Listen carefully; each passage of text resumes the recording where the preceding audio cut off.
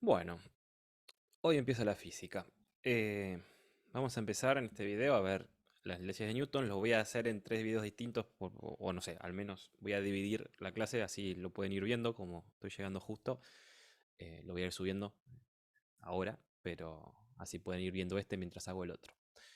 ¿Sí? Entonces, vamos recién ahora a empezar a hablar. Hasta ahora lo único que hicimos fue aprender a describir el movimiento, ¿no? La cinemática es el movimiento. No sé por qué las cosas se mueven así, pero aprendimos a describirlo, a decir, bueno, vamos a decir que tenemos una posición y de ahí podemos sacar la velocidad derivando y de ahí la aceleración derivando, ¿sí? Eso es lo que aprendimos hasta ahora. Ahora queda y empieza la física porque nos empezamos a preguntar por qué las cosas se mueven como se mueven o por qué se dejan de mover como se mueven y así. Bien, arrancamos. Es importante, tal vez, me hace esta mención histórica porque, primero, les va a parecer relativamente intuitiva y es lo que piensa la mayoría de la gente todavía, ¿no? Si no se estudia en detalle la física básica, ¿sí? Esto es lo más natural, como dijimos la otra vez, de que es relativamente intuitivo pensar que la Tierra es plana, porque la vemos plana, y localmente lo es, en buena aproximación. Eh, Esto que se pensó durante 2000 años, hasta que aparecieron Galileo y Newton, también es intuitivo. Agregando que, estamos hablando de la física aristotélica, había un principio filosófico de no experimentar, ¿no? De que los sentidos engañaban. Entonces no podíamos hacer experimentos porque eso los detectábamos con los sentidos y no podíamos confiar en los sentidos, solo podíamos confiar en la mente. Entonces, estos experimentos no se digamos, estas suposiciones o estas teorías no se contrastaban contra el experimento, como para saber. Igual, algunas no era posible, pero otras sí. Entonces, ¿qué decía la física aristotélica? Que todos los objetos estaban compuestos con alguna proporción de tierra, agua, aire y fuego, los cuatro elementos fundamentales, que la tierra, la tierra era el más pesado de los elementos, que siempre quería ir hacia abajo, el agua también era pesado y quería ir hacia abajo, pero menos que la tierra, y el aire y el fuego querían ir hacia arriba, ¿no? Entonces acá podemos ver, por ejemplo, que ordenaban los elementos por esa tendencia a ir hacia abajo o a ir hacia arriba, y entonces en función de de qué composición de cada elemento tenía un cuerpo, este iba a tender naturalmente a ir en alguna dirección, ¿sí? Entonces el humo estaba compuesto por aire y fuego, entonces subía para ubicarse en la esfera que le correspondía. Pues bien, y cuando eso se llamaban movimientos naturales. Cuando no eran movimientos naturales, cuando eran movimientos violentos que se les llamaba, lo que planteaba Aristóteles era que, o la física aristotélica, no fue desarrollada solo por él, que para que un objeto se mantuviera moviéndose a velocidad constante, había que hacer una fuerza constantemente, como el ejemplo de un carro, ¿no? Tirado por un caballo, el caballo tiene que estar haciendo constantemente fuerza para que el objeto se mueva a velocidad constante, ¿no? Y entonces lo que decía esta gente era que la velocidad de los objetos iba con la fuerza que se le aplicaba dividido la masa del objeto y la resistencia del medio, ¿no? Que el aire imponía alguna resistencia, pero el agua imponía otra distinta, mayor, y así. Bueno, eso era la física aristotélica y que primó en Occidente durante 2000 años. O sea, ¿y por qué lo hizo? Porque era intuitiva, digamos, correspondía con lo que la gente observaba día a día. Si yo tiro una pelota por el piso, eventualmente la pelota se detiene, sola, en principio. No hay una razón. Entonces, la tendencia que yo observo de los objetos es a quedarse quietos, si eso fuera un término absoluto. Ahora sabemos que la quietud, o sea, la falta de velocidad es relativa, ¿no? Porque depende de quién la esté observando. Un mismo objeto puede estar quieto para alguien y en movimiento para otra persona, ¿no? Como cuando dijimos de que estamos viajando en un auto y la persona que está al lado nuestro sentada está quieta para nosotros, pero se mueve respecto a una persona que está en la vereda, ¿no? Bueno, entonces, como intuitivamente la gente siempre observó que yo pongo en movimiento un objeto y eventualmente se detiene, le parecía natural esto de que para moverlo había que siempre hacerle una fuerza. Fue recién en el siglo XVII que Galileo y otros científicos, principalmente italianos, también británicos, empezaron a hacer experimentos y a darse cuenta que lo que de verdad detenía a los objetos en movimiento eran las interacciones con el aire, con el piso, ¿sí? Lo que llamamos rozamientos o resistencias, ¿sí? Pero que la tendencia de los objetos era a mantener su estado de movimiento. ¿Qué es su estado de movimiento? Su velocidad. Su velocidad en términos vectoriales, ¿no? A mantener la magnitud, o sea, el módulo y la dirección de su velocidad. Eso se llamó inercia, ¿no? Eventualmente se empezó a desarrollar este concepto que era la tendencia que tienen los objetos con masa a mantener su velocidad, o sea, su estado de movimiento. Y que si para cambiar el estado de movimiento, o sea, para cambiar la velocidad, tanto en módulo como en dirección, había que aplicarles una fuerza. Pero que si no le aplicaba ninguna fuerza, la velocidad que tuvieran la iban a mantener. Y si yo estoy en un sistema de referencia en donde ese objeto está a velocidad cero, ¿sí? Se va a quedar a velocidad cero, pero pero si lo veo a velocidad 10 metros por segundo, a menos que interactúe con otra cosa, esa velocidad se iba a mantener en 10 metros por segundo y en la dirección en la que estaba. O sea, los cuerpos tienden a mantener movimiento rectilíneo uniforme a menos que se interactúe con ellos. ¿Sí? Obviamente tardaron 2000 años en darse cuenta de eso porque es muy difícil hacer un experimento donde el cuerpo que yo estudio esté aislado de cualquier otra cosa y no interactúe con nada. Entonces, esto es una hipótesis que era difícil de contrastar. Galileo la termina haciendo limitando el movimiento a una mesa, ¿no? Y una esfera perfecta, deslizando por una mesa perfectamente lisa, entonces de manera que no roza, él observaba que se movía a velocidad constante. Entonces, y que dejaba de hacerlo solo cuando se le aplicaba alguna interacción. Hasta 1687, cuando Newton, que ya venía publicando y rompiéndola mucho con la física, había antes publicado el Optics, que es donde plantea esta imagen que todos tenemos en la cabeza, ¿no? De la luz pasando por un prisma, ¿no? La tapa del disco de Pink Floyd, y abriéndose en un arco iris, porque la luz estaba compuesta, la luz blanca está compuesta por los colores del arco iris. Bueno, eso es algo que él planteó, y que se le discutió mucho, ¿no? A pesar de que lo demostraba con experimentos, se le discutió mucho y él se enojó porque era un tipo bastante, un carácter muy difícil. Y entonces dijo, a la mierda, al siguiente obra que haga la voy a escribir lo más difícil posible en latín y lo más difícil posible. La mayoría de las obras se escribían en latín en ese momento. Recién ahí se empezó a transicionar a escribir en el idioma local. Lo más difícil posible, así pocos la entienden y nadie me la puede discutir. Básicamente fue el planteo de Newton. Pero bueno, en esa obra se considera una de las obras fundamentales de la historia de la ciencia, los Principia Mathematica, ¿sí? O sea, los principios matemáticos de la filosofía natural, ¿no? Ese es el título traducido. Él presenta sus tres leyes de movimiento y además la ley de gravitación universal, que ya la habíamos mencionado antes, así que no poca cosa, ¿no? Y lo voy a decir ahora cómo lo enuncia él, pero después no nos vamos a quedar con esto, porque pasaron 300 años. ¿Sí? Entonces vamos a tratar vamos a plantearlos de una manera que nos sirva a nosotros y que concuerde con lo que sabemos hoy de física. ¿Sí? Entonces, la primera ley para Newton era que todo cuerpo persevera en su estado de reposo o de movimiento uniforme y en línea recta, salvo que lo obliguen fuerzas exteriores a cambiar.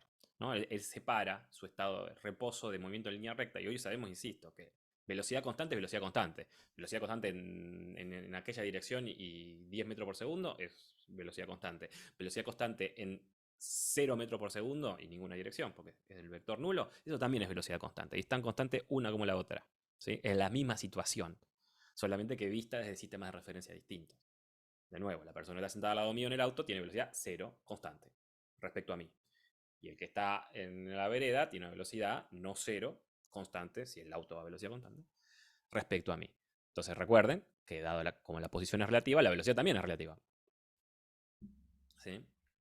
Así que esta separación venía de que Newton consideraba un espacio absoluto, como si todo ocurriera en un espacio que fuera como un paño y que fuera ese el sistema de referencia universal. También muy agarrado de fuertes creencias religiosas, ¿no? Era un católico devotísimo y la mayor parte de su obra, de hecho, es de teología, no es de ciencia. Y la segunda parte mayor de su obra es de alquimia. Y recién ahí viene lo que escribió de física y matemática. Entonces, bueno, él plantea esto, ¿no? Que los cuerpos tienden a mantener su estado de movimiento, o sea, su velocidad, el vector velocidad lo mantienen constante, a menos que se le haga fuerza, interactúe con algo externo. Después lo que dice es que el cambio, cuando se le hace una fuerza a un cuerpo, el cambio en el movimiento es proporcional a la fuerza, o sea, al doble de fuerza, el doble de cambio, ¿sí? Y además es en la dirección de la fuerza. Si tengo una velocidad en esta dirección y le hago una fuerza en esta dirección, el cambio es la dirección de que aplico la fuerza, pero que además es proporcional. Y por último, que siempre que haya interacción entre dos cuerpos, la fuerza que uno le hace al otro es igual y opuesta a la que el segundo le hace al primero, ¿sí? Y eso lo vamos a ver bien ahora con más detalle, no se asusten por esto, porque lo estoy pasando rápido solamente para hacerle honor a la obra original. Pero como digo acá, y para que se entere Quantum Fracture, pasaron 300 años, más de 300 años, y no tiene sentido seguir planteando las leyes de Newton en los términos que la planteó Newton, sobre todo porque las hizo difíciles a propósito. Entonces vamos a plantearlas de una forma, vamos a construir y vamos a construir esos postulados, que son postulados, ¿sí? Son cosas que él plantea como ciertas y a partir de las cuales hace cálculos, después ve que esos cálculos predicen lo que pasa en la realidad o describen bien lo que pasa en la realidad, entonces las consideramos como una buena teoría, ¿sí? Eso es lo que expliqué en la primera clase. Bien, primero vamos a definir fuerza, ¿sí? Porque hablamos de fuerza, hay una noción intuitiva de lo que es una fuerza, pero hasta ahora no la definimos. ¿Qué es la fuerza? Bueno, es una cantidad que me va a cuantificar la interacción entre los cuerpos, ¿sí? Los cuerpos, ¿qué significa que dos cuerpos interactúen? Que se hacen alguna influencia entre ellos, que se afectan entre ellos, ¿sí? Y en nuestros casos, que solamente vamos a ver partículas que son puntuales, lo que ocurre cuando dos partículas se interactúan es que cambian la forma de moverse. Ese es el efecto que se causan las partículas cuando interactúan. Es lo único que vamos a estudiar, por lo pronto. Entonces, como tiene una fuerza, tiene módulo, dirección y sentido, es un vector, ¿no? Las fuerzas son vectores, ¿sí? En esta materia vamos a interactuar, vamos a estudiar solamente interacciones entre partículas puntuales. Recuerden, una partícula puntual no tiene volumen, no ocupa un lugar, ocupa un solo punto en el espacio, ¿sí? Es una partícula con masa, o sea, con cantidad de materia, pero puntual. Si yo tengo un elefante, lo voy a ubicar en un punto del espacio. Es como si lo mirara muy de lejos, ¿sí? No me voy a preocupar por cuánto mide, qué orientación tiene, porque un punto no tiene ni orientación, ni volumen, ni nada. Entonces, solamente tiene posición. Es lo único que con lo que voy a caracterizar mi partícula, con su masa y con su posición. Y recuerden que a partir de la posición calculo todo lo demás. Entonces, en esta materia vamos a estudiar partículas, interacciones entre partículas, y entonces las únicas interacciones que va a haber entre nuestras partículas van a ser de contacto, o sea, cuando coinciden en un punto del espacio, cuando se tocan, ¿sí? Cuando coinciden en un punto del espacio, interactúan, ¿sí? Cambian su forma de moverse.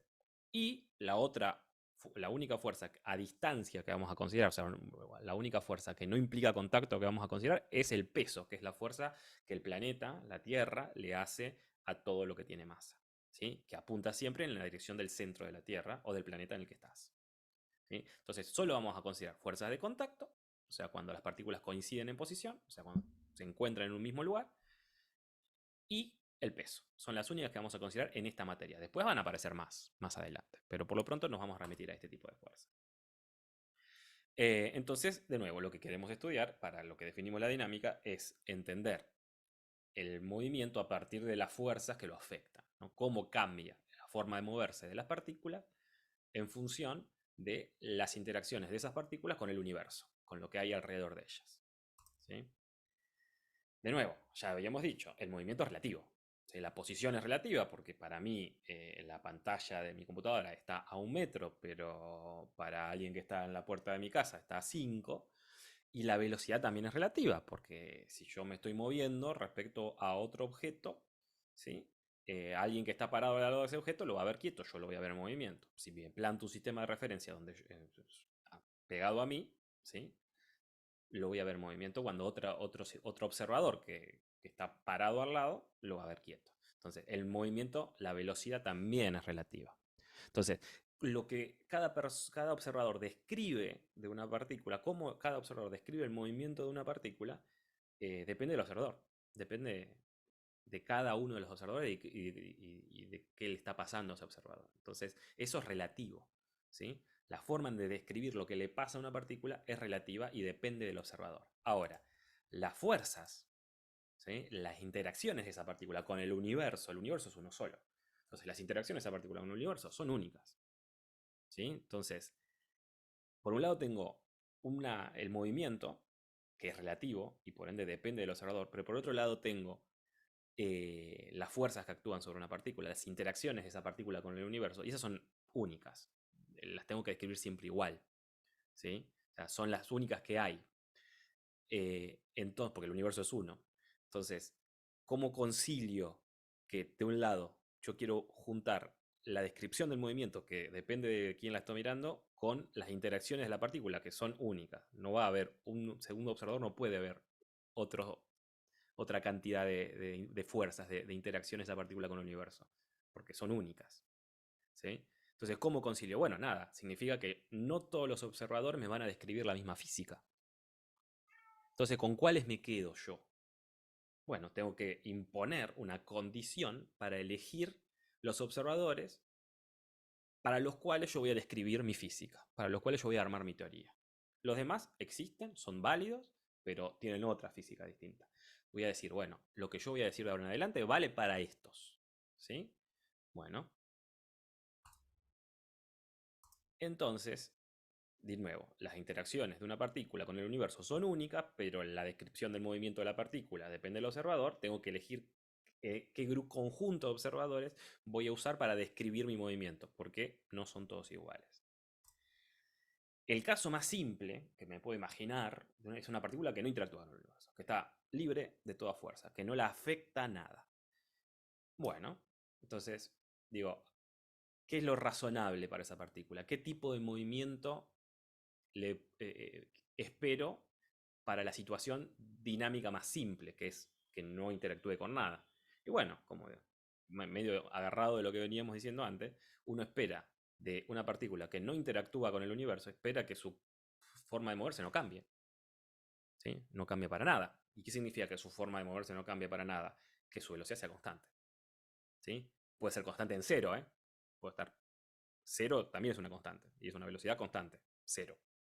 Pero puede ser 10 km por hora en esa dirección. Bueno, la que sea, pero constante. ¿Por qué? Porque nada le afecta. Si nada le afecta, no tiene por qué cambiar la forma en la que se está moviendo. Bueno, entonces yo, de todos los observadores posibles, me voy a quedar con los que a una partícula libre de fuerzas, que no interactúa con nada, la ven a velocidad constante. No va a pasar con todos.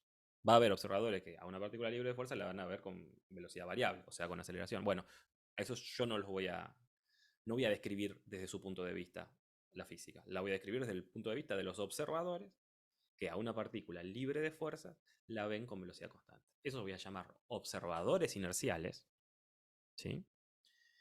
Y son los que me van a partir de los cuales yo voy a describir todo lo que pase. Son los que no, me voy a poner de acuerdo con el punto de vista de esos observadores. Entonces, si yo tengo una partícula libre de fuerza, ¿qué es esta notación? Esto es una sigma mayúscula en la letra griega que significa sumatoria. ¿Qué significa esta? No sé si no la vieron en álgebra ya, pero esto significa sumar todas las fuerzas iésimas desde la 1, desde cuando i vale 1, hasta la n. Significa que esto que está acá significa F1 más F2 más F3 más F4, tacata, más Fn, que es la cantidad de fuerza que yo tenga. Tengo 8, será de la F1 a la F8. ¿Sí? Eso significa sumar todas las fuerzas desde la 1 hasta la n, la que haya. Bueno, si yo si esa suma me da 0, en realidad no es lo mismo, después, la verdad es lo mismo, digo, ¿no? Pero puede ser que no haya ninguna fuerza, o sea, porque no hay ninguna, esto puede dar 0 porque todas son 0, o sea, no hay fuerza sobre mi partícula, o puede dar 0 porque justo se cancela, eso lo vamos a ver después. Pero por lo pronto piensen en una partícula que no interactúa con nada, o sea, que no tiene fuerzas aplicadas sobre ella. Bueno, si un observador particular, a esa partícula la ve con una variación de la velocidad con el tiempo igual a cero, o sea, con una aceleración nula, o sea, que su velocidad es constante, que no cambia, acuérdense, no cambia ni en módulo ni en dirección, bueno, ese es un observador inercial.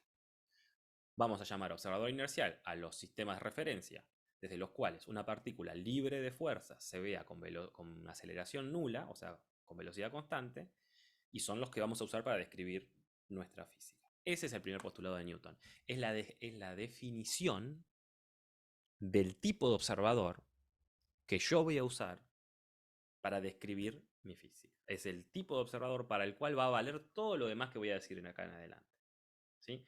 ¿Por qué? De nuevo, porque puede haber un montón de observadores y no todos se van a poner de acuerdo. Yo tengo que elegir un conjunto de esos observadores. Bueno, elijo estos. Los que, ¿por qué estos y no otros? Bueno, de nuevo, porque a la situación más simple, que es que no haya fuerza sobre una partícula, le asignan el tipo de movimiento más simple, que es la velocidad constante. Me quedo con esos. Lo que el postulado de Newton, o sea, de nuevo, algo que no vamos a. El postulado es algo que no se comprueba, es algo que se afirma y a partir de lo cual se sacan deducciones, es que existe algún observador tal que una partícula libre de fuerzas la ve con velocidad constante y a ese observador lo llamamos observador inercial. ¿Sí? Bueno, esa es la primera ley de Newton en el siglo XXI. ¿Sí? Es la definición de observador inercial, porque necesito definir necesariamente qué tipo de observador es el que voy a usar para describir mi física. Bien, respecto a eso, lo último que vamos a decir entonces es que puede haber otros observadores y habrá más de un observador inercial. Bueno, estudiemos esta situación, ¿no? Tengo una partícula que se está moviendo en una trayectoria, tengo mi sistema de referencia, mi sistema S de referencia, ¿sí? Y que va a describir la posición de esa partícula con el vector R. Bien, ahora tengo otro sistema de referencia, S estrella, ¿sí? En ese sistema de referencia, S estrella, está en una posición respecto a mi sistema de referencia S, R grande. ¿Sí? Esta es la posición R grande, la posición de mi sistema de referencia S estrella respecto a S. ¿Sí? Porque bueno, está a una cierta distancia. Yo soy un sistema de referencia S, el S estrella es una persona que está parada a 10 metros de mí, en aquella dirección. Bueno, dos sistemas de referencia. Bien, ahora, ¿qué pasa si ese sistema de referencia se está moviendo a velocidad constante respecto a mí? Respecto al observador S. ¿Sí? O sea, entonces tengo esta velocidad, este sistema está haciendo se está moviendo en aquella dirección con una velocidad constante, en este caso particular es constante.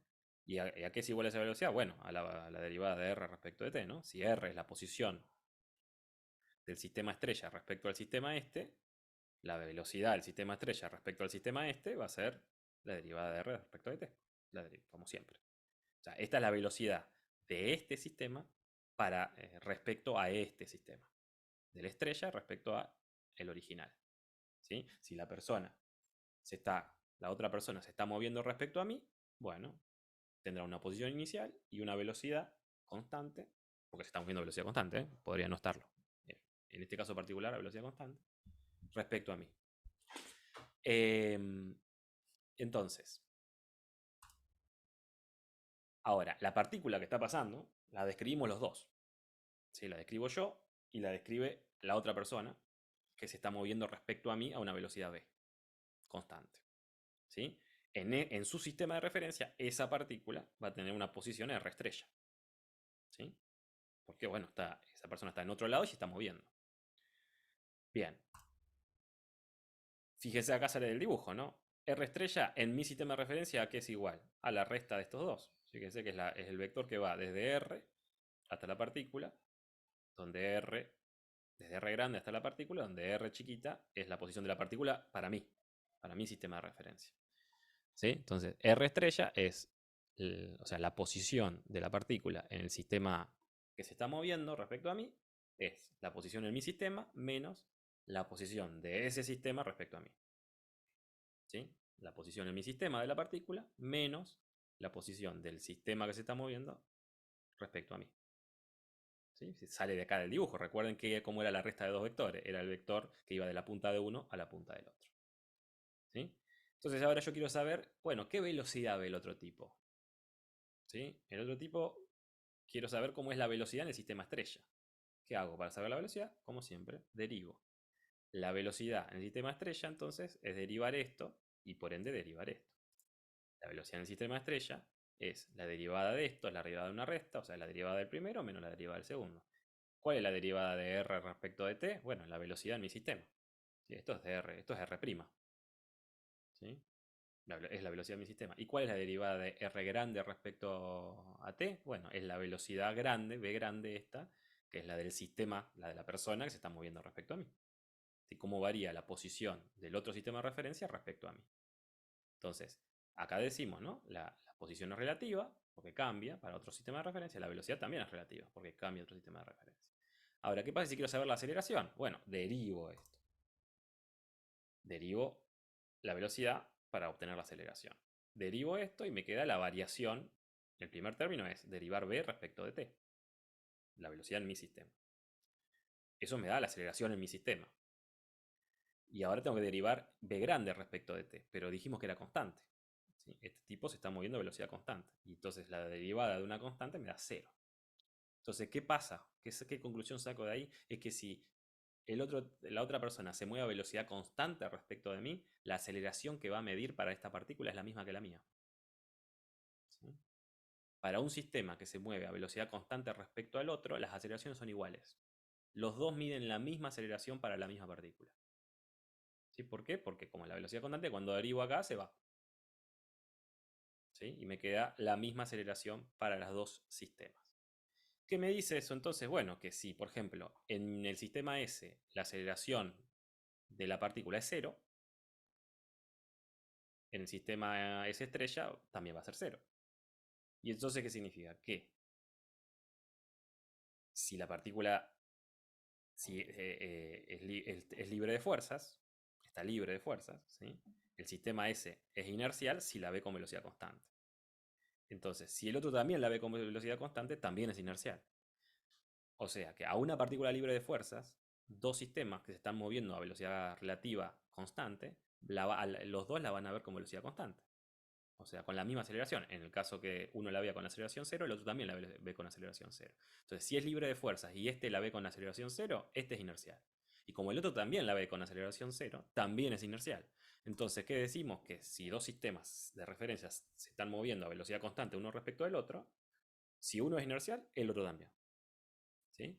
Podemos demostrar lo, la inversa de eso, ¿no? Que lo podemos hacer en clase, que si este sistema, el estrella, está acelerado respecto a mí, respecto al sistema S, bueno, no va a haber la misma aceleración. Entonces, si yo a esta partícula la veo con aceleración 0, el otro no la va a ver con aceleración 0. Entonces, si yo soy inercial y el otro está acelerado respecto a mí, el otro no es inercial. ¿Sí? Pero bueno, son dos formas de decirlo. Si se mueve a velocidad constante respecto a mí y yo soy inercial, el otro también es inercial. O sea que la cantidad de sistemas inerciales, si existe uno, existen infinitos, porque todos los que se muevan a velocidad constante respecto al que es inercial van a ser también inerciales. ¿Sí? Y si se llega a mover a velocidad no constante respecto al inercial, ese no va a ser inercial, porque no va a haber una partícula libre de fuerzas con aceleración cero, con velocidad constante, porque se le va a agregar la aceleración que tiene respecto al sistema. ¿Sí? Entonces, ahí en este sistema, si estuviera acelerado, o sea, si la velocidad de esta no fuera constante, no se cumpliría la primera ley de Newton como la anunció Newton. No vería que una partícula libre de fuerza está a velocidad constante. Entonces, de nuevo, para resumir, los sistemas, un sistema que se mueve a velocidad constante respecto a un sistema inercial es también un sistema inercial. Y cuando si se mueve a velocidad no constante, o sea, de manera acelerada respecto a un sistema inercial, no es un sistema inercial, porque le va a agregar una aceleración que el sistema inercial no ve. Entonces, si el sistema inercial ve aceleración cero, el otro no va a ver aceleración cero, entonces no se va a cumplir la primera ley de Newton. Bueno, es un montón conceptualmente, pero hicimos pocas cuentas. Esto es el cierre por ahora de la primera ley de Newton. En breve cuelgo el video para la segunda.